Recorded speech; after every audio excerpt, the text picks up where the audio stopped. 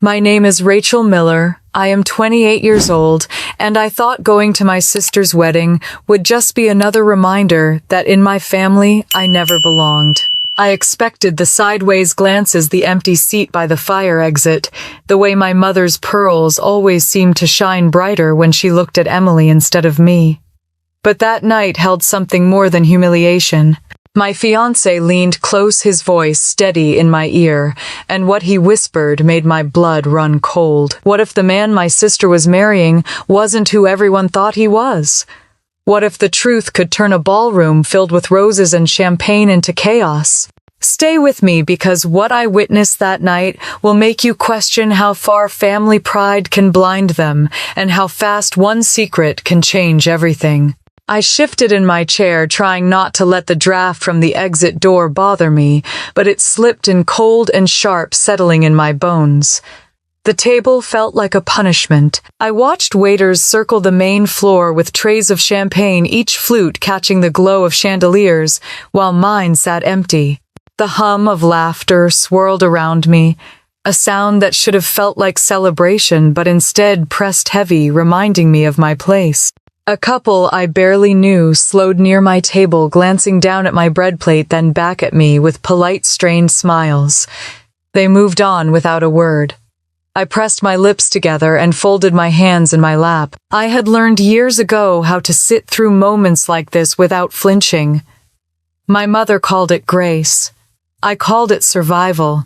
Emily's voice carried across the ballroom, bright and musical, greeting another cluster of guests. She knew how to light up a room without even trying.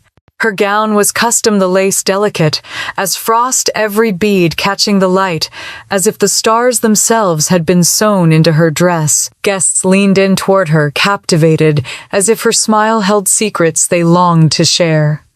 Jason, tall and polished in his tuxedo, looked like the perfect counterpart.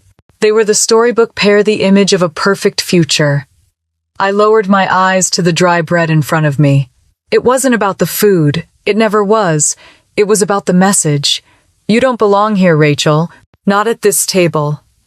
Not in this story. Not in the family we show the world. Daniel's chair scraped lightly against the carpet as he settled beside me. He wasn't on the seating chart, but he didn't care. He rested his arm against the back of my chair, shielding me from the glances of passing guests. I tried to smile for him, but my throat was too tight. He leaned closer, his voice warm but low. Ignore them. I wanted to. God, I wanted to. But ignoring became harder every year. My mother returned to the head table, her pearls gleaming, her hand slipping easily into my father's arm.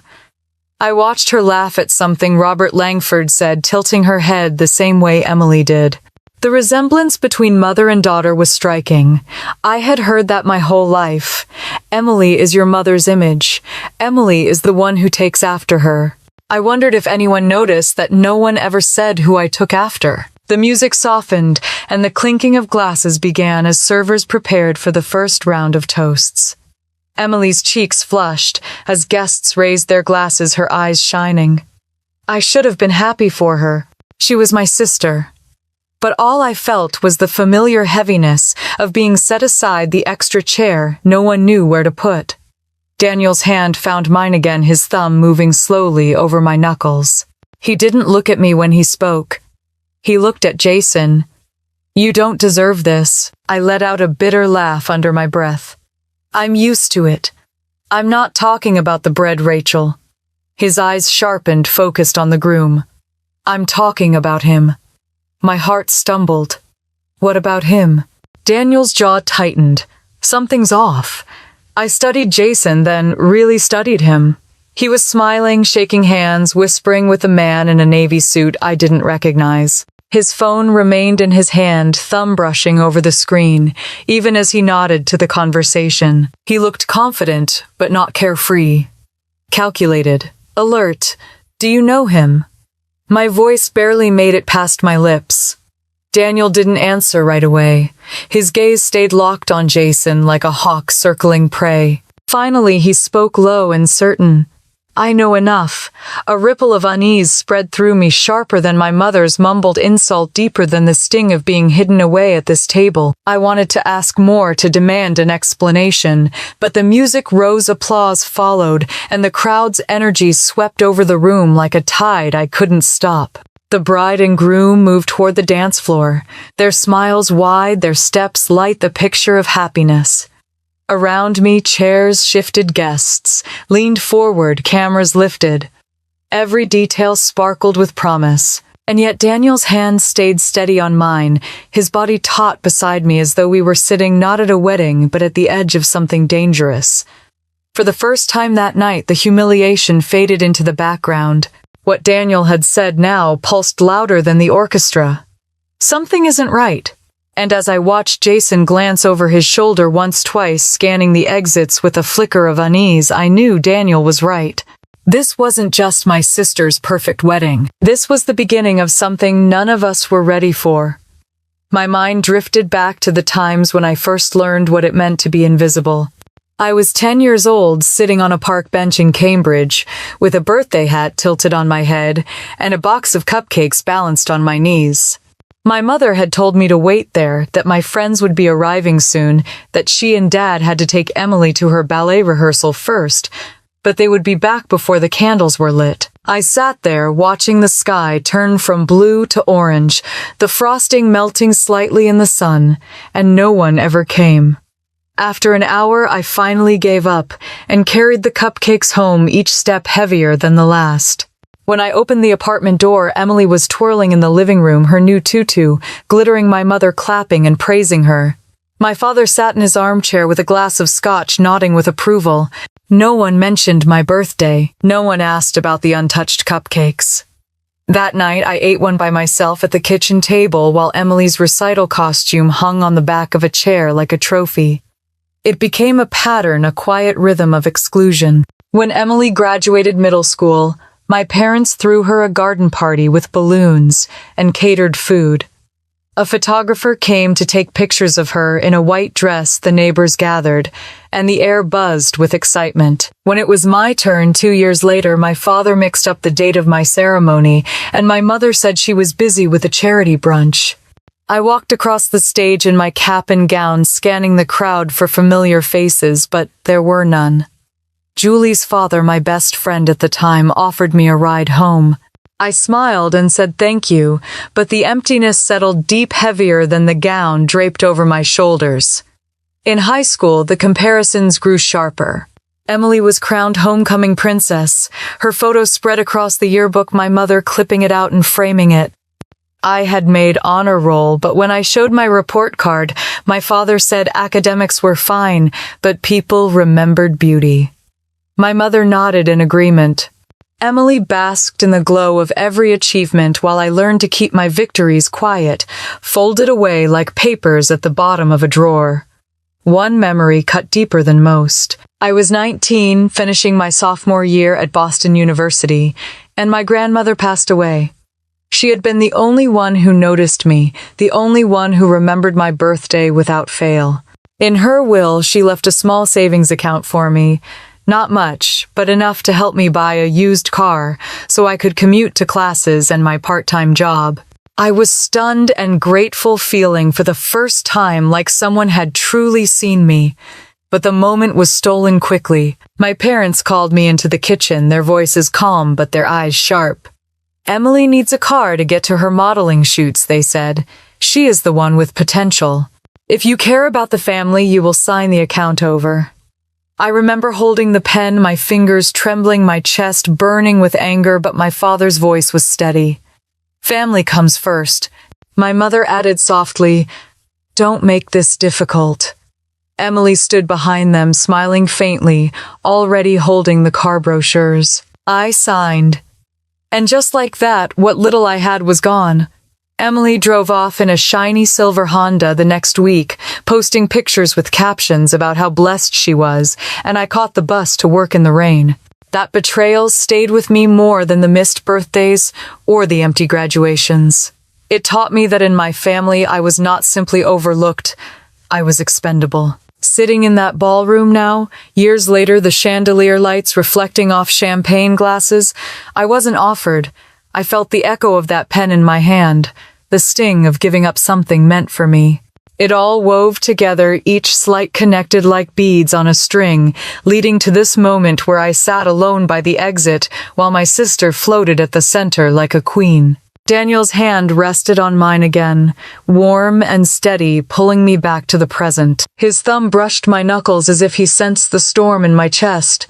I forced a small smile, not trusting myself to speak. He didn't push, didn't ask, just kept his eyes on Jason. Emily's laughter rang out high and delighted as she clinked glasses with a group of guests near the stage. My mother's face glowed with pride, her pearls catching the light, while my father nodded along his silence, once again disguised as approval. No one looked toward the far corner where I sat, and I realized with a sharp clarity that this was not new. This was not an isolated slight or a mistaken seating. It was the story of my life, written again and again, until the ink had dried permanent. I reached for the bread on my plate, held it in my hand, and for a moment I imagined the cupcakes on my knees all those years ago. Sweet melting, uneaten. I thought of the bus stop in the rain, the damp ticket clenched in my fist as Emily drove past in her silver car. I thought of every time I had raised my hand only to be overlooked, every effort brushed aside. The truth struck me hard enough to still my breath. This was the pattern, the model, the blueprint of who I was in their eyes. Not the daughter to be celebrated, not the sister to be honored, just the shadow that made their chosen one shine brighter. My chest tightened as the orchestra swelled again, signaling another round of toasts. The crowd rose to their feet, glasses high, the air alive with cheers. I stayed seated, my empty hands folded in my lap, my eyes locked on the glowing couple at the center of it all. And in that stillness, with the sound of 200 voices echoing through the ballroom, I realized the cruelest truth of all. My invisibility was not an accident. It was the design. Daniel's presence beside me was the only thing that made the night bearable. He sat steady and calm, his dark suit pressed perfectly, his tie straight, his posture composed, as if he were meant to be in a room like this. But I knew better. He was not here for champagne and polite applause. He was here because he was mine, and somehow against everything I had grown up believing he had chosen me. I glanced at him as the guests raised their glasses again. His expression was controlled, almost detached, but his hand still covered mine as if to anchor me. I thought back to the months leading up to this wedding, how often his phone had buzzed with numbers. I didn't recognize how he had stepped outside into the cold night air to take calls in hushed tones. When I asked where he was going, he always smiled faintly and said, "Work, nothing to worry about. Work." That single word had become a wall between us. I knew he worked for the government, something in law enforcement, though he never told me details. The secrecy both unsettled and intrigued me. I was just a marketing associate at a software firm in downtown Boston. I spent my days drafting proposals, scheduling meetings, and wondering if anyone noticed my ideas. Daniel lived in a world of coded calls, late-night briefings, and a calm confidence that suggested he knew more than anyone else in the room. Sometimes I wondered why a man like him had chosen me, a woman so ordinary that even her own family dismissed her. There were nights I lay awake staring at the ceiling of our apartment, listening to the city traffic below. He would return past midnight, his shoulders tense, his phone still glowing. I would ask if he was safe, if it was dangerous, and he would press a kiss to my forehead and murmur that everything was fine. I wanted to believe him, but a quiet fear always lingered that one day he would leave and not come back. As I sat there in the ballroom, his profile outlined by the golden glow of chandeliers, I realized I had accepted his silence because it was the only place where I felt chosen. With him, I wasn't a shadow. I was Rachel, someone worth holding, someone worth protecting. He shifted slightly in his chair, and I noticed his eyes weren't on Emily or the champagne toasts. They were locked on Jason Langford. There was a sharpness in his gaze that made my skin prickle. He wasn't looking at a groom. He was assessing a threat. Jason stood near the stage arm, draped around Emily, his smile wide for the guests who circled him. He looked every bit the polished businessman, the heir to a respected construction family. But I noticed what Daniel saw too. His jaw clenched too often, his eyes moved too quickly, scanning the room, the exits, the faces. He laughed a second late, nodded too quickly as if rehearsed. Daniel's hand tightened on mine. I followed his gaze again and felt the shift in the air. For the first time, I wondered if Emily had any idea who she was marrying or if my parents were too dazzled by the Langford name to care. I leaned slightly toward Daniel. "You're staring." His jaw flexed. "I know." I waited for him to say more, but he didn't. The music swelled again and a waiter passed by offering champagne. The tray never stopped at our table. I glanced at the bubbles rising in the glasses and felt that old sting of exclusion, but it faded quickly under the weight of Daniel's silence. Earlier that week I had caught him at our apartment, standing by the window phone, pressed to his ear, his voice low and urgent. I heard fragments, surveillance, movement, international. When he realized I was listening, he ended the call quickly and told me not to worry. He had pulled me close, then his arms strong, his voice steady, telling me I was safe. I wanted to press him for answers, but I didn't. My whole life I had learned that pressing for answers never brought me closer to the truth. It only widened the distance. Now, sitting in this ballroom with the sound of laughter and music surrounding us, I realized that whatever he had been hiding in those late-night calls was standing 20 feet away in a tuxedo, smiling for photographs. Emily's veil trailed behind her as she leaned into Jason, her hand resting on his chest. She looked blissful, radiant, certain she was stepping into a perfect life. My mother dabbed at her eyes, my father nodded with quiet approval, and the Langfords soaked in the admiration of Boston's elite. And yet Daniel's eyes never left Jason, sharp and unwavering. I whispered his name, hoping to break the intensity. He didn't look at me. He isn't who they think he is. His voice was low, almost lost beneath the orchestra, but I heard every word. A shiver ran down my spine. I opened my mouth to ask what he meant, but he pressed my hand tighter, his expression a warning. Not now. So I sat there in the dim glow, the music rising, the applause echoing, and for the first time that night I felt something stronger than humiliation. I felt fear. And when Jason turned his head, his eyes meeting Daniel's across the room, for the briefest moment I knew Daniel wasn't just imagining things. His stare was returned sharp and assessing, like two men, recognizing each other in a way no one else could see. The ballroom glittered like a palace from another century. Golden chandeliers dripped with light above 200 guests, their reflections scattered across mirrored walls and polished marble floors. Tall arrangements of white roses and lilies towered over each table, while servers in crisp uniforms floated through the aisles carrying silver trays of champagne. Every corner sparkled, every detail whispered wealth and importance. And for a moment I wondered how I had even walked through those doors without being turned away. Emily moved through the crowd like it was built for her. The lace of her gown shimmered under the lights, each bead carefully stitched to catch attention, each step measured and graceful. Her veil trailed behind her like a silk river, and every guest seemed eager to step into her orbit. She smiled and laughed as if her whole life had led her to this stage, and maybe it had.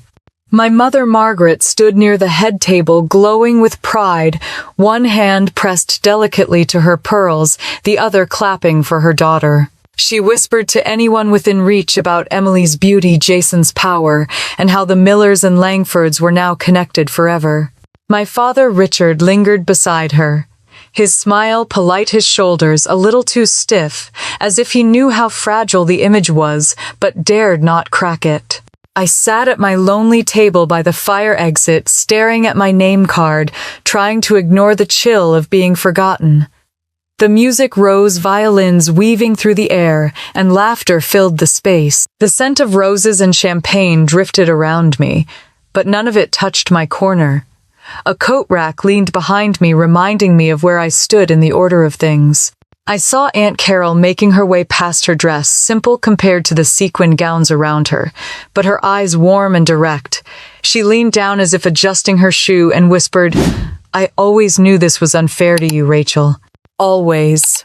Then she straightened, gave me a soft pat on the shoulder, and walked away before anyone could notice.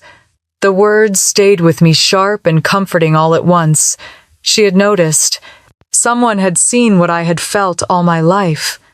But I didn't have time to let the warmth sink in because Daniel shifted in his chair beside me. His gaze hadn't left Jason.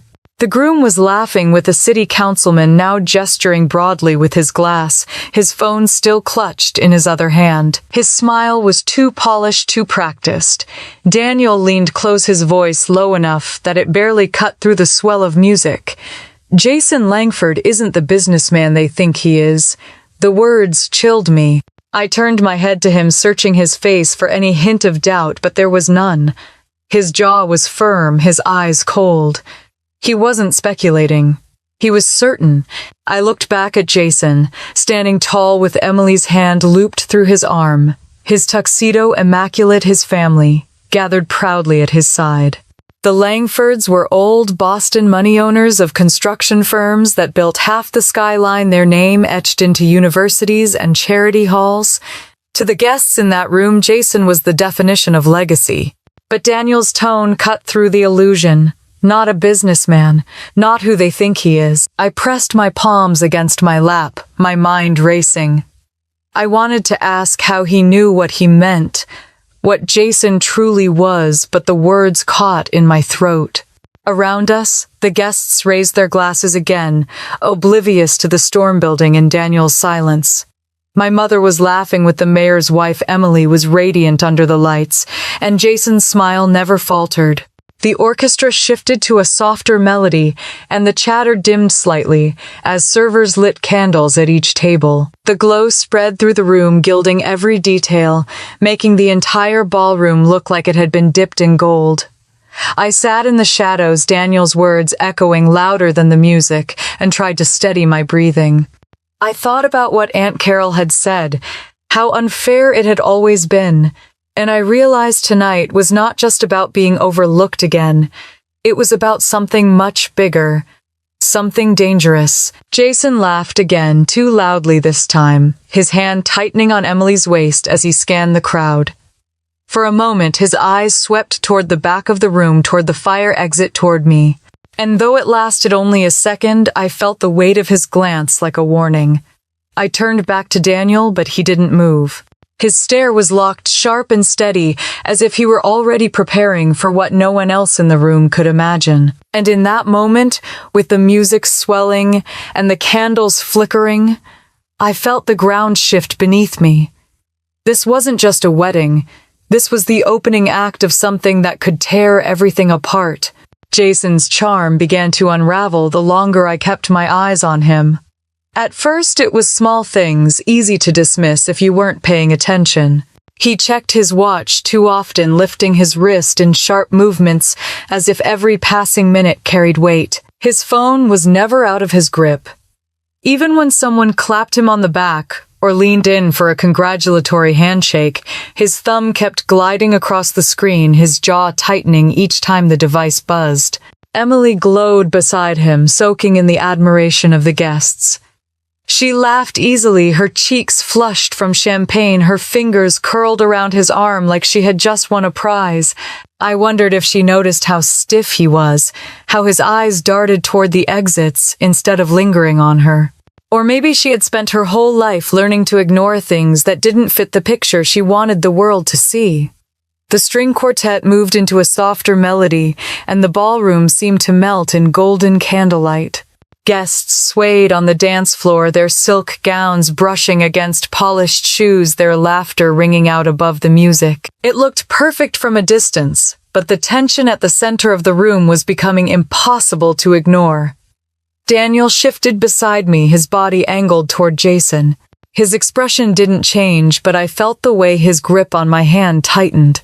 When his phone vibrated quietly under the table, he slipped it out with the kind of practiced movement that made me realize just how often he'd done this before. The screen lit briefly, and I caught a glimpse of the message before he dimmed it. Target confirmed. Be ready. My chest clenched. I turned to him quickly, but he had already slipped the phone back into his jacket. His face was calm, his eyes steady, but there was a sharpness in his silence that unsettled me. What does that mean? I whispered. Not here, he murmured, his gaze, never leaving Jason. I leaned back, my pulse racing in my ears. All around us, guests clinked glasses and laughed, oblivious to the shift that had just happened under their noses. My parents glowed at the head table, the Langfords nodded proudly, and Emily sparkled in her lace gown. No one saw what I saw. No one felt the tremor under the floor. A light touch on my shoulder startled me, and I turned to see Samantha Brooks crouching beside me. She wore a burgundy dress that set off her auburn hair, and her expression carried that mix of warmth and sharp intuition that had drawn me to her in college. You look pale, she whispered, searching my face. Are you all right? I forced a thin smile. I'm fine. Just a long day. Her eyes narrowed. Rachel, you don't look fine. I squeezed her hand quickly, hoping to reassure her. Go dance, Sam. Don't worry about me. She studied me for a moment longer before sighing softly. I'll check on you later. When she drifted back into the crowd, I felt the familiar ache of guilt.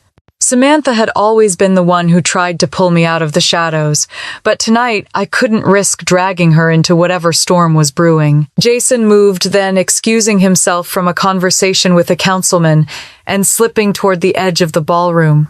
He pressed his phone to his ear as he walked, his shoulders rigid, his steps quick. I watched him disappear into a side hallway, the mask of charm slipping from his face the second he thought no one was watching. His jaw set hard, his brows furrowed, his eyes sharp and restless. For a moment he paused in the corridor, turning just enough for me to catch his expression. Gone was the polished smile. In its place was something colder, more calculating, the look of a man cornered. Daniel noticed too. He leaned slightly forward in his chair, his body tense but his face controlled. Stay here, he said quietly, the authority in his voice, leaving no room for argument. My throat tightened. What's happening, Daniel? His eyes didn't move from the hallway. Nothing you need to worry about. But the words rang hollow, and we both knew it. The music in the ballroom swelled again, covering the faint hum of Jason's voice drifting back from the corridor. I couldn't make out the words, but the tone was clipped, urgent. His free hand clenched into a fist at his side, then loosened, then clenched again. He looked like a man negotiating something far bigger than wedding toasts and champagne flutes. Emily glanced around the room, once her smile faltering for just a second when she didn't spot her new husband. She smoothed her gown, lifted her chin, and turned back to her friends with another laugh, as if pretending hard enough would keep the cracks from showing. I sat frozen, every nerve on edge, the air around me heavier with each passing second. The chandeliers glittered, the candles flickered, the guests laughed and toasted, but all I could see was Jason's shadow shifting in the hallway, his voice low and clipped, his eyes darting like a man watching the clock run down. When he finally ended the call and slipped the phone into his pocket, his expression hardened even more. For the briefest second, he glanced back into the ballroom, his gaze sweeping across the crowd until it landed on me. Our eyes met, and though it lasted no longer than a heartbeat, I felt the chill of recognition. He knew he was being watched. Then he turned sharply and walked further down the corridor, his steps swallowed by the hum of the music. Daniel's hand rested firm on my arm, grounding me. His stare stayed fixed on the hallway, his jaw tight, his body poised like a man, waiting for a signal only he could hear. And all I could think was how fragile this glittering night suddenly seemed, how quickly it could all shatter, and how powerless I felt watching the cracks widen. The music inside the ballroom carried on like nothing was wrong, but my mind was already pulling me backward, back to the week before, when we all gathered around my parents' dining table in Newton. The oak table gleamed with polished silverware, the china plates set out with care, though the meal itself was simple. It wasn't about food that night. It was about Emily. She sat at the center of attention, her left hand raised, as if she were modeling for a magazine, the diamond on her finger, catching every bit of light from the chandelier above. A stone that size could have paid off my student loans and still had money left to spare. She basked in the glow of it, her smile soft, practiced, and designed to dazzle. This, she announced, is just the beginning. Jason says after the wedding we'll start looking at properties in Back Bay. Something historic, something with character. My mother, Margaret, gasped like she had been handed a crown of her own. You deserve nothing less, Emily. Truly, you've brought such honor to this family. My father, Richard, gave one of his stiff smiles, the kind he wore when he was at business dinners, and wanted to appear agreeable. He nodded toward Jason's name as though just saying it carried weight. You made the right choice. Stability. Ambition. I pressed my fork into a roasted carrot, the sweetness lost on my tongue. I kept my eyes lowered, knowing what was coming, and sure enough, my mother turned to me, her pearls glinting against her sweater. Rachel, if only you had aimed higher, if only you had Emily's drive. We would not have spent so many years worrying. Look at your sister. She's proof that discipline and ambition are rewarded. The sting of her words was familiar, but it still hurt. I wanted to defend myself, to remind her that my job in marketing paid my bills, that I had built a life without their help, that success didn't always look like diamonds and lace. But silence was safer, and silence was what I gave them. Emily smirked faintly, already absorbed again in her phone, scrolling through messages from friends and designers. Dinner ended as it usually did.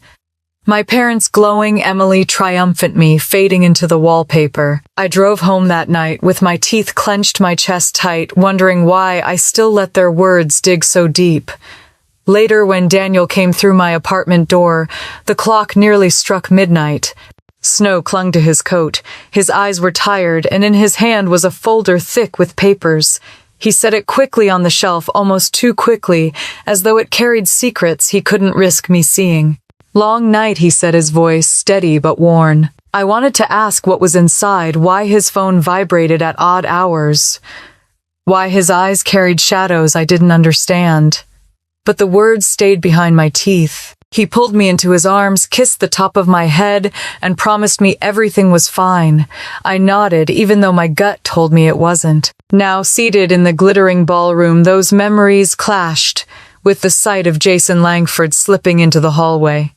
His phone pressed to his ear, his voice tight-clipped. I strained to catch fragments over the music and chatter, and then I heard it clear and unmistakable. Shipment. The word sliced through me like ice water. It didn't belong here, not in a place filled with champagne and roses. Shipment was a word Daniel had used once when he thought I was asleep, murmuring into his phone about movements, about keeping something contained.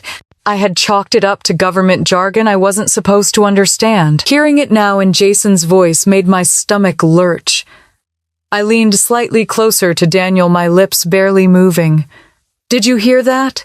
His jaw tightened, but his eyes never left the hallway. Emily still laughed among her friends, blissfully unaware her groom was whispering about shipments instead of vows. My parents clinked glasses with the Langfords, their smiles wide and proud. The orchestra swelled, drowning out the world, but I couldn't unhear that one word. Shipment. The sound of it confirmed what Daniel had been hinting at all along. This wasn't nerves. This wasn't stage fright. Jason wasn't who he claimed to be. I folded my hands tightly in my lap, the memory of my mother's voice echoing in my head. If only you had been like Emily. If only you had aimed higher. And here, Emily was standing beside a man who spoke of shipments in the shadows, while the world toasted their union. The irony almost made me laugh, but the knot in my chest was too heavy. I stared into the candlelight flickering at the nearest table, the scent of roses cloying in the air, and realized I had crossed a line inside myself. For the first time, I believed Daniel completely. I turned my head toward Daniel, my voice almost swallowed by the laughter and clinking glasses around us. I should warn my parents.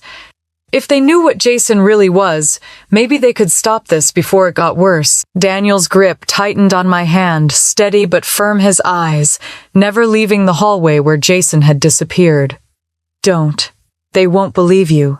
To them you'll sound jealous like you're trying to ruin her wedding. The words stung because they were true. My whole life, every time I pointed out something wrong, it was twisted into envy.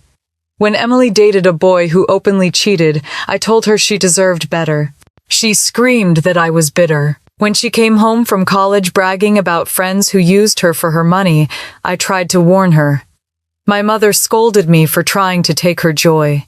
Even when she announced her engagement to Jason after knowing him less than a year, I asked if she was sure. She told everyone I was jealous and couldn't stand her happiness.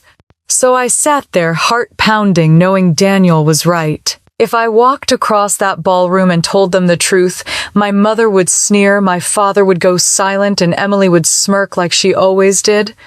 They would never listen. Daniel's voice was low but sharp. Rachel, listen to me. Jason Langford isn't a businessman. He has been on our radar for over 2 years. I froze, staring at him, trying to process what he had just said. Our radar. 2 years. Daniel's jaw tightened. International warrants. Fraud. Smuggling. Arms trafficking. He's not just a liar, Rachel. He is dangerous. The air around me seemed to vanish. Jason, the polished groom with the perfect tuxedo, the one my family had celebrated for months, wasn't nervous about speeches or dances. He was nervous because the FBI had been watching him. My voice cracked as I whispered, "You're serious?" Daniel nodded once firm. "We've tracked him across borders, across accounts, across deals. Tonight we confirm what we already know." He thought marrying into a Boston family with social ties would shield him. It won't. I pressed my trembling hands together in my lap, trying to steady myself. I looked at Emily across the room, glowing in her lace gown, her veil trailing like a dream behind her. She laughed with her friends, her ring flashing as she raised her glass. She had no idea the man she had just tied her life to was the same man Daniel described. I thought of the warnings I had given her before, the ones that turned into arguments. In high school, when her best friend was caught stealing from her locker, I told her to let the girl go. She screamed that I wanted her alone. In college, when her boyfriend bragged about cheating, I begged her to leave. She accused me of being unable to handle her happiness. Last year, when Jason came into the picture with his fast smiles and vague answers, I asked if she knew anything about his past. She called me bitter in front of our mother. Now I knew. I had been right all along, but no one would ever admit it. Daniel's voice broke through my thoughts, steady, controlled. This isn't just about Emily. If he senses anything, if he realizes we're here, this room could turn in seconds.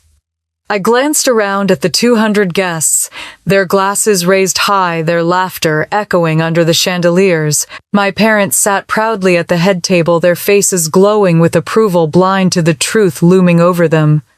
Aunt Carol smiled politely to neighbors, her eyes occasionally flicking toward me with quiet sympathy.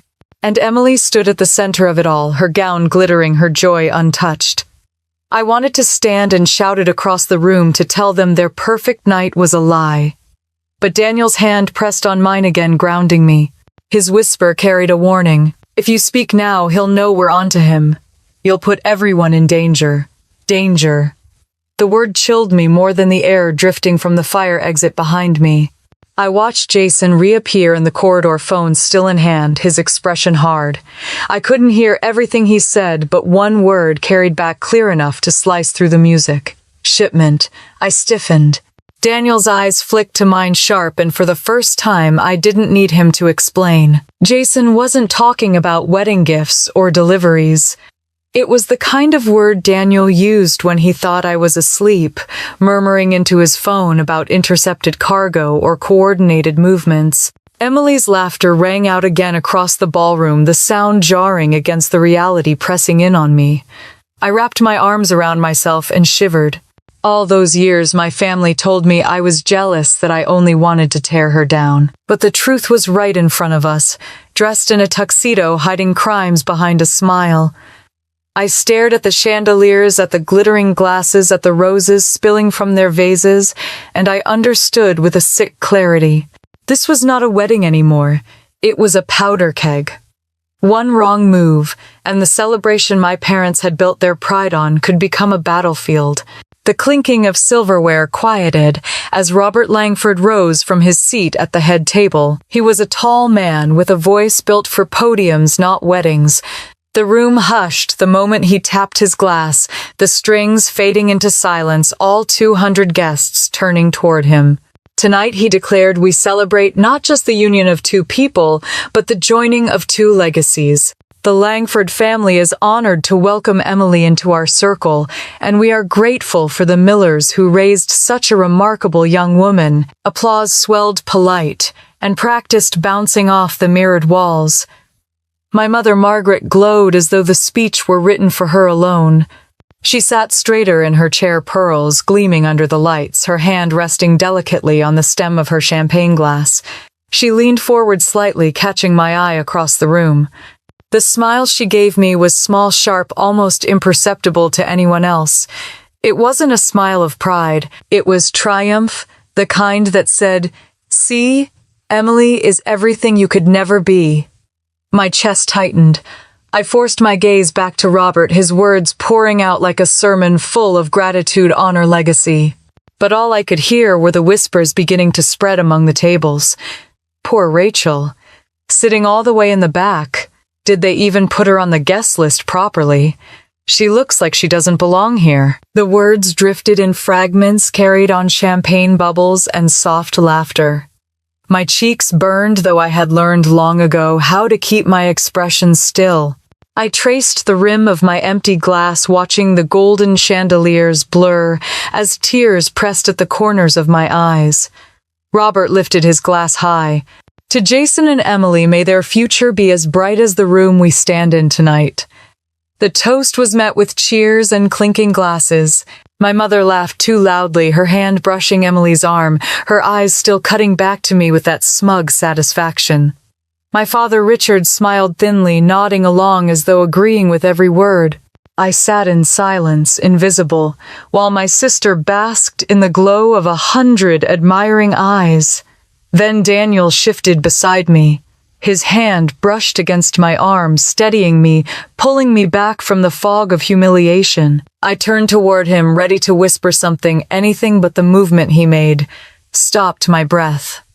Slowly, carefully, he reached into his jacket. His fingers slipped into the inner pocket, and for just a moment he tilted the fabric open far enough for me to see the leather badge holder resting against his chest. The gleam of gold and the unmistakable letters seared into my vision. FBI. I froze. The air seemed to vanish from my lungs. Every suspicion, every late-night call, every vague explanation suddenly locked into place. The man sitting beside me, the one who had chosen me when no one else did, wasn't just a government employee with a secretive job. He was an agent. And he was here for Jason. Daniel closed his jacket, calmly, his face betraying nothing. His hand covered mine once more, his voice low enough that it barely reached me. Now you understand. My heart hammered in my chest. I wanted to ask 100 questions, but the weight of what I had just seen pinned me silent. Around us guests cheered, the orchestra struck up another melody, and Emily's laughter rang across the ballroom. None of them knew the truth, sitting quietly at my side. I glanced back at Jason. He had returned from the hallway, slipping seamlessly into the glow of the ballroom again. He raised his glass, his smile polished his voice, booming with gratitude as he thanked the guests for their presence. But his eyes, even as they scanned the room with warmth, darted quickly toward the exits, toward the shadows, where Daniel's focus never wavered. The roses on the tables gleamed in the candlelight, the crystal glasses sparkled, and the air smelled of champagne and wealth. But beneath it all, I felt the tremor of something darker, something ready to break through the surface. I sat perfectly still, Daniel's steady hand grounding me my mind, reeling with the truth that had just been revealed. The man my sister had married was not who he seemed. And the man I had chosen to love was not who I thought he was either. For the first time, the lines of family loyalty and truth blurred into one chilling certainty. This night would not end the way anyone expected. The glitter of the chandeliers washed over the ballroom, disguising the tension that was crawling beneath the surface. Guests clapped politely at another long-winded toast, their voices rising with laughter that felt rehearsed, practiced hollow. The orchestra played on violins, sweeping sweetly, as though this was the safest place in the world. But my stomach knew better. Something in the air had shifted, brittle and sharp, ready to break. The microphone drifted closer, passed between manicured hands and polished smiles. Compliments about Jason's charm, Emily's beauty, the blending of two remarkable families. Each word piled like frosting on a cake, already too sweet, already hiding something rotten inside. My fingers dug into my lap, my eyes darting to Daniel. He was still watchful, his jaw set. Then the microphone reached him. Daniel rose, and the sound of his chair scraping across marble cracked through the noise. Heads turned curious, expectant. They thought they were about to hear another neat little speech. Maybe something sentimental from the quiet fiancé at the back. Instead, his voice rang out clear, steady, and final. Jason Langford. The room froze. You are under arrest. It was like the chandeliers above shattered without breaking. Gasps tore through the air. A woman screamed, a glass hit the floor with a crash. The orchestra stopped mid-note, their bows suspended in midair. Jason's smile faltered, his champagne flute tipping in his hand. His eyes darted to Daniel, then to the doors, then back. His lips pressed tight. And then the side doors flew open. Agents surged in dark suits, weapons raised, voices booming with authority. FBI, step away. Hands where we can see them.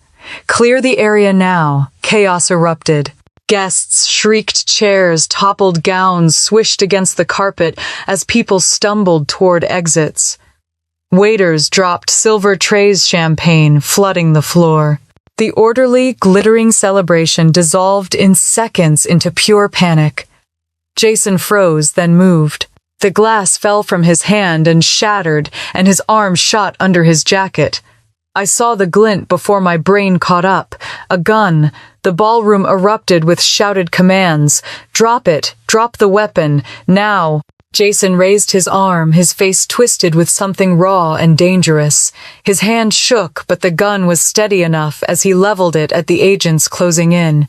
His chest heaved, sweat slicked his forehead, his polished groom's mask gone. In his place stood a cornered criminal. Emily's scream split the air. Jason, please. She lurched forward, her veil trailing her gown, heavy and awkward as she stumbled. Her bouquet slipped from her hand, roses scattering across the carpet. Her voice cracked. Put it down. Jason, it's me. He didn't move. His eyes flicked toward her, soft for a fraction of a second, but his grip didn't loosen. Margaret shrieked and clawed at Richard's arm. My father's face was stone, his mouth open but useless. Guests shoved past them, frantic, some ducking under tables, others pressing against mirrored walls. A tray of crystal stemware fell and shattered, the sound sharp as gunfire. Emily reached him, her hand brushing his sleeve, tears streaking her face. Jason, don't.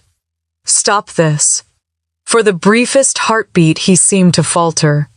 Then her body gave way. Her knees buckled. She collapsed into the carpet, the satin of her dress billowing as she fell. Her veil tangled, her bouquet crushed beneath rushing feet. Gasps rippled across the ballroom. The bride lay motionless, her white gown spread like a wilted rose. Margaret screamed Emily's name, a sound more primal than I had ever heard from her. She tried to run forward, but Richard's arm held her frozen in place. My father's eyes were wide, his face ashen, the pride drained out of him. Jason stared down at Emily, his mask cracking into horror for just an instant. His lips parted like he might speak, but instead his hand jerked higher, the gun swinging back toward the agents who had fanned out around him. Daniel stepped forward, his voice ringing with authority I had never heard before. "Jason Langford, drop the weapon, now!" The ballroom glittered around us like some cruel stage set. Roses spilled from toppled vases, champagne dripped into the carpet, the scent of fear sharp as smoke. Guests crouched, sobbed, whispered frantic prayers, and in the center, Jason stood armed. My sister lay collapsed, my parents broken, and Daniel's calm voice cut through it all. The night my family had wanted to be perfect had already shattered. The only question was how far it would fall before it ended. The ballroom exploded into chaos.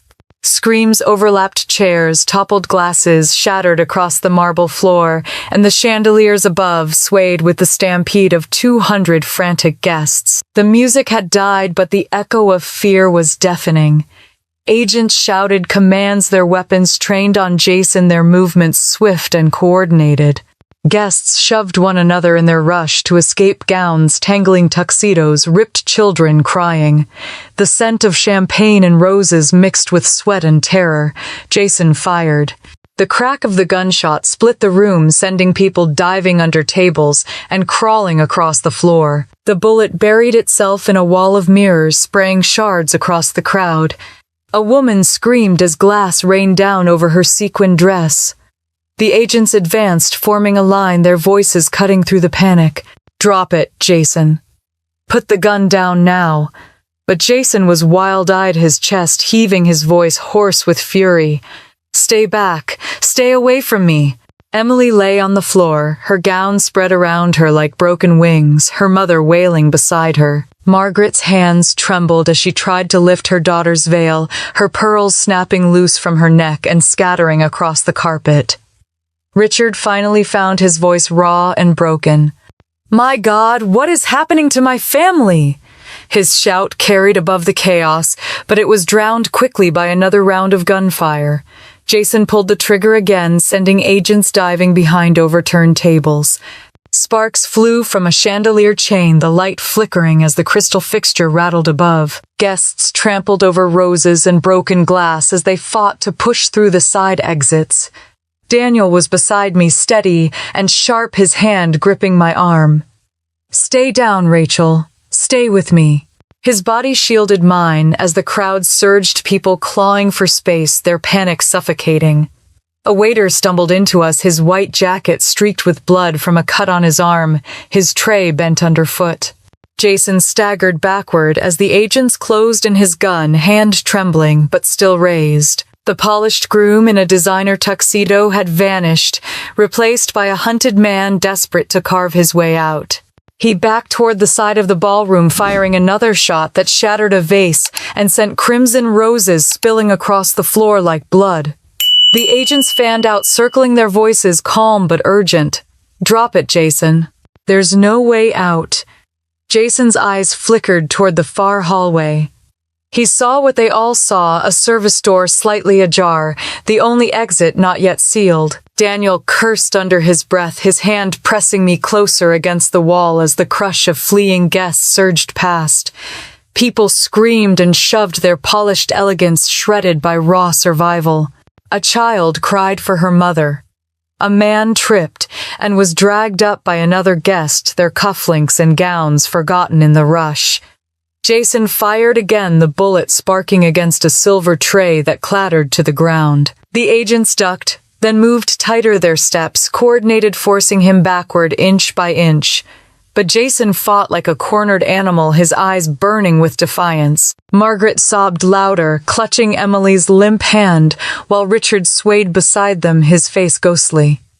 His voice cracked again, louder this time, torn from deep inside. "My God, what has he brought into our lives?"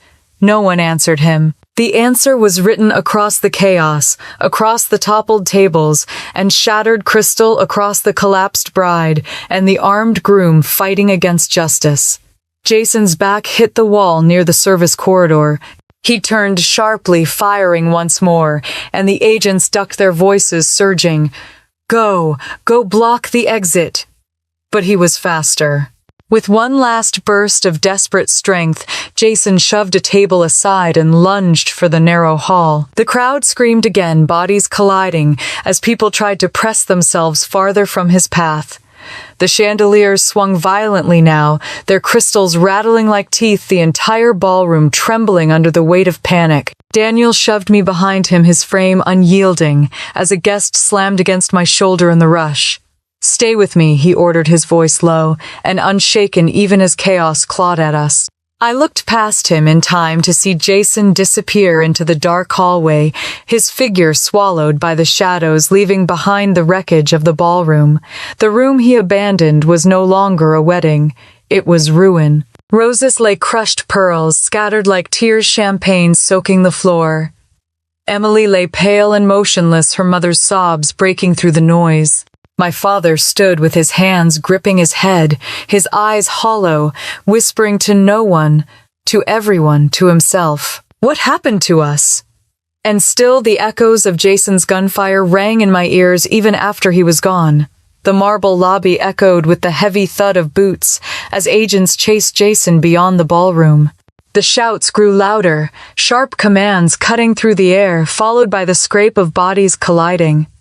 Guests pressed against the walls, their eyes wide, some crying, some recording on their phones despite the chaos. My breath caught in my throat as I clung to Daniel's arm, watching the night unravel in ways I never thought possible. It didn't take long. Jason reappeared, dragged by two agents, his wrists cuffed tightly behind his back. His tuxedo jacket was ripped, his hair disheveled, his face twisted with rage. He shouted words that made no sense, threats and denials tumbling from his mouth, but no one was listening. His gun was gone. His power drained, his mask of wealth and perfection shattered. The FBI shoved him toward the entrance, cameras flashing like lightning as news crews already swarmed outside the hotel. The wedding was finished. What remained was ruin. Inside, the guests began filing out, some whispering as they clutched their coats, others rushing for the elevators with their children in tow. The clink of broken glass under their shoes, the faint sobs of women, the murmur of disbelief carried like a wave. Waiters stood frozen near overturned trays, helpless in the wreckage. Emily had not moved from the spot where she collapsed. She sat slumped on the floor, her gown bunched around her legs, her veil hanging limp across her shoulder. Mascara streaked her cheeks, her hands limp at her sides, her eyes glazed over like she was staring through the walls themselves. The bride, who had been radiant hours ago, now looked like her life had ended in front of everyone she ever wanted to impress. Margaret crouched beside her, clutching her daughter's face in trembling hands. Her perfect pearls had snapped, earlier beads scattering across the carpet like little white lies, and she didn't even notice. She sobbed openly, her body racked with guilt. Her voice broke as she whispered again and again, "Why didn't we listen to Rachel? Why didn't we hear her?" Richard stood a few feet away, pale, hollow, his hands dangling uselessly at his sides. His mouth opened, but no sound came. When at last he did speak, his voice cracked so violently that it startled those around him. "What happened to my family? My God, what happened to us?" He looked at me then, his eyes full of shame before dropping his gaze to the ruined carpet. The chaos inside was bad enough, but the storm outside was worse. Through the tall glass doors, I saw lights flashing, red and blue cameras stacked shoulder to shoulder, microphones thrust forward like weapons. Reporters shouted questions over one another, their words muffled but urgent. The Miller name was already leaving the ballroom, carried by headlines that would spread within minutes. An agent in a crisp suit stepped to the center of the room, his voice clear and unflinching. "Jason Langford has been taken into custody. He is facing charges of money laundering, international arms trafficking, and conspiracy. The investigation has been ongoing since 2021. His words landed like blows, each one heavier than the last. The whispers began immediately. Arms trafficking, money laundering, under investigation for years. People muttered prayers, curses, disbelief. One woman in a sequined dress covered her mouth and shook her head. A man near the back scoffed, and said he knew the Langfords were too good to be true. Robert Langford's face was ashen. He stood apart from everyone, his jaw set so tightly the muscles trembled. His eyes burned with humiliation as he listened to the charges being read aloud. Then, with a curt motion to his assistant, he turned. His voice was sharp, loud enough for half the ballroom to hear. "This marriage is finished. The Langford family severs all ties with the Millers immediately." Gasps swept through the room. Margaret's sob turned into a howl, and Emily shook her head weakly, trying to rise, but falling back against her mother's arms. Richard swayed where he stood, his shoulders slumping, as if the words had struck him physically. Robert did not pause. His security team parted the crowd, leading him toward the exit. Outside, the reporters surged, lights flashing wildly as microphones reached for his face. He didn't look back. He left the Miller family to the wolves. Neighbors, family, friends, distant relatives who had come to celebrate now exchanged sharp glances and muttered judgments. A woman whispered that the Millers were finished, that no one respectable would ever invite them again. A man in a navy suit told his wife that their name was ruined beyond repair. Every word was a lash against Margaret and Richard, who stood hollow in the middle of it all. Emily wept quietly, her hands trembling as she clutched at her ruined dress. Margaret pressed her face into her daughter's shoulder, her sobs raw, while Richard pressed his palms against his forehead and refused to lift his eyes. The pillars of pride that had once made them untouchable now crumbled in public view. I stood apart, Daniel steady beside me, his hand anchoring me in the storm. I could feel eyes turning toward me, some curious, some pitying, some finally realizing the irony. For years they had made me the shadow, the invisible one, the sister to be dismissed. And now the spotlight that once belonged to Emily burned the Millers to ash. The ballroom that had glowed with gold and roses just hours earlier was now a graveyard of broken glass and whispered disgrace. Guests slipped out quietly, their stares sharp, their murmurs cruel. The Miller family name was gone shredded under the weight of truth and the merciless eye of the public. And for the first time, I felt the burden lift. We did not sleep. Hotel staff moved through the wreckage with quiet efficiency, sweeping glass writing chairs, collecting abandoned shoes and crumpled programs. Sirens faded and returned, then faded again. The string quartet cases were closed like coffins on the far side of the room. By the time paramedics cleared Emily and said she could go home with family, the chandeliers had stopped trembling, and the scent of roses was faint under the heavier smell of bleach. I sat on the edge of a chair that had survived the panic and watched my sister stare at a single thread on her gown. She tugged at it absent-mindedly until it snapped. Mascara traced gray rivers along her cheeks. Margaret bent beside her, murmuring fragments that never formed into sentences. Richard stood a half step away, rubbing his temples, as if he could erase the night with the heel of his hand. No one mentioned the name Langford. It hung in the air like smoke. Near the lobby doors, reporters still pressed against the line of agents who refused them entry. Camera flashes sparked with every movement, as if the hotel itself had become a lightning rod. Someone slid a copy of an early edition across the concierge desk. The headline bled across the front page with cruel precision. FBI arrests international fugitive at lavish Boston wedding. A smaller line beneath it named the Beacon Grand and featured a blurred photo of Jason in cuffs. I did not look away. I wanted the truth, in ink heavy and undeniable, something my mother could not edit and my father could not silence. Daniel returned from speaking with a supervisor and took the seat beside me. He looked tired but steady, his presence, a fixed point in a room that had tilted and refused to right itself. He did not offer empty reassurance. He did not hide behind easy words. He placed his hand over mine and let the quiet say what needed saying. We were safe. The worst had already happened. The rest would be aftermath.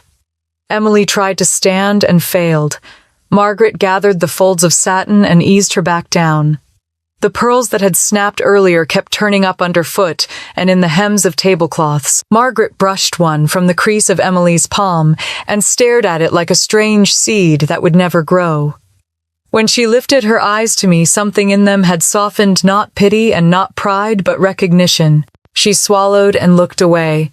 The apology did not come, not yet, but the shape of it existed between us. Richard drifted closer, his shoulders bowed. He cleared his throat and then cleared it again, as if sound could not find the path. When he finally spoke, his voice was thin. I thought I was protecting this family. He stopped there, unable to go further. The sentence sat unfinished, but I did not need the rest. The man who preferred silence had met the one thing it could not contain.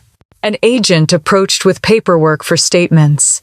Daniel handled most of it, answering in the careful cadence I had come to recognize as his professional voice. I added what I had seen and what I had heard, the word shipment, the look in Jason's eyes when he scanned the exits. Writing it down made it real in a way the chaos had not.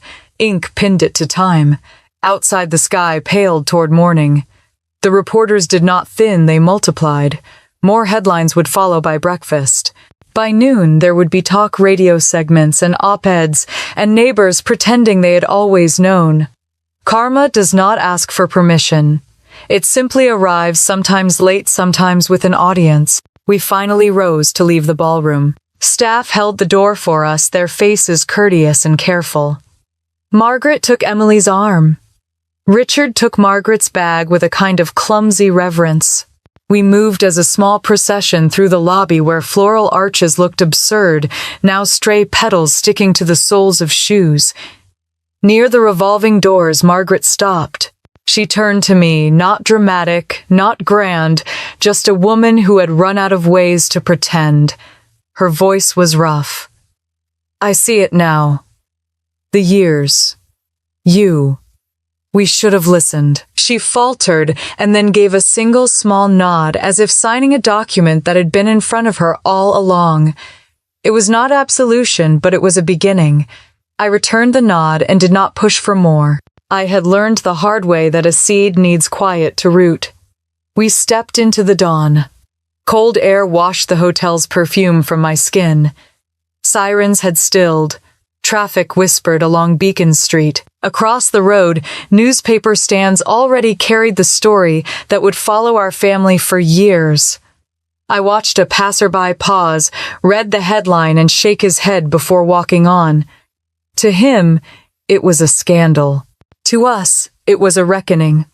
Back in our room, Daniel loosened his tie and sat on the edge of the bed. I stood at the window palms against cool glass, the city waking in slow bands of light. In the reflection, I saw us as we were. A woman who had spent her life learning to be quiet. A man who had spent his life keeping dangerous truths until the minute it mattered. I turned and sat beside him. He took my hand again, that simple gesture that had carried me across more nights than I could count. I did not need to raise my voice or list my wounds. I did not have to gather witnesses. The truth had stood in the center of a ballroom and spoken for itself. For the first time, I did not feel the urge to convince anyone of who I was. I felt steady in my own shape. We checked out after sunrise. The lobby was calmer, though staff still moved with the purposeful energy of cleanup. A bellhop avoided a crushed rose, the last bloom to hold its color through the night. Margaret and Richard waited near the car valet. Emily wrapped in a wool coat, her veil gone, her hair pinned back in a practical twist. She did not meet my eyes, but when the driver opened the door, she paused and touched my sleeve with a tremor of pressure. Thank you would have been too simple for what stood between us. I squeezed her fingers and let them go. Daniel and I stepped onto the sidewalk. The air smelled like coffee and wet stone. He laced his fingers with mine, and I felt the steadiness again, not the rescue of a hero, but the partnership of someone who had seen me when it counted. I looked up at him and let the words come out plain, the only ones that felt honest after a night built on pretense. Justice doesn't always need revenge. Sometimes it just needs the truth. He smiled and we began to walk. The city opened in front of us like a map, newly drawn familiar streets, leading to places that would never look quite the same. I did not turn back to the hotel. The story inside would continue without me, lawyers and statements, and the long labor of repairing what could be repaired. My part was finished. I had finally stepped out of the shadow my family had cast, not by shouting, but by refusing to look away. By the time we reached the corner, sunlight had found the top windows of the Beacon Grand and set them alight. It was a clean light indifferent to last night's performance. It warmed my face, and I lifted my chin to meet it. The weight I had carried for years felt lighter, not gone, but changed. Truth does that. It does not erase, it rearranges. Later, after coffee in silence and the first deep breath in hours, I thought about the people who would read the headlines and fill in their own blanks. Some would say the bride deserved pity. Some would say the family should have known. Some would say that a sister who stays quiet is complicit. They would all be partially right and entirely wrong. Families are messy. So is justice. What matters is who stands up when it counts, and who listens when the quiet voice refuses to vanish. If you have ever been the one tucked at the far table, if you have ever been the woman they edit out of the family photo, tell me what you would have done. Would you speak, or would you let the truth reveal itself the way it did for me? Share your story in the comments. I read them every one because the quiet voices find each other in the end. And if these stories give you strength, stay with me for the next one. There are more rooms like that ballroom, more masks waiting to drop, and more moments when truth will be enough.